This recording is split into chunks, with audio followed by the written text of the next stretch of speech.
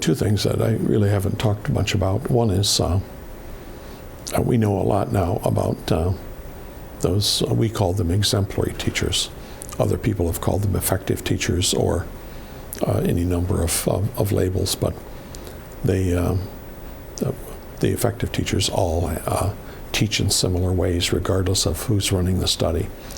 And the way they teach is totally unlike the way any school district organizes itself to try to get its teachers to teach. They teach children, they don't teach subjects, and they don't teach books, they teach children.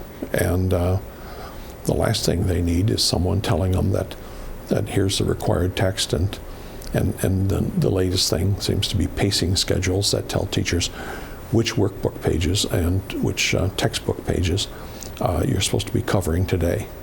Second thing that would seem to me to be even easier to address is the rich-poor achievement gap, which by 12th grade on the national assessment is 4 years wide.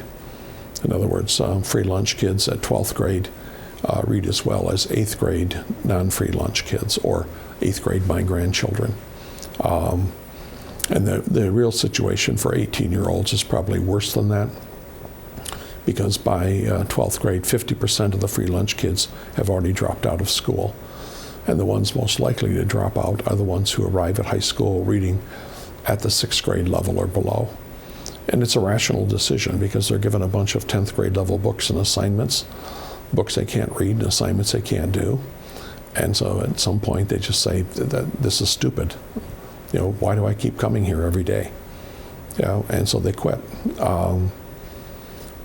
But 80% of that gap, that 4-year gap, you know, at least 3 years of that 4-year gap is created during the summer months when schools aren't in session. Poor kids, kids from low-income families, lose about 3 months reading growth every summer. Middle-class kids gain about a month of reading growth every summer. So it's about a 4-year gap, or 4-month gap every year. That means every 2.5 years, free lunch kids fall a year further behind their middle-class classmates. By 5th grade, they've lost over the summer 2 years worth of growth. So in 5th grade, instead of reading at the 5th grade level, like the middle class kids, they're reading at the 3rd grade level. And it just continues that way. We've only followed them as far as 9th grade. But in 9th grade, it's still 80% of the achievement gap is caused by summers. And the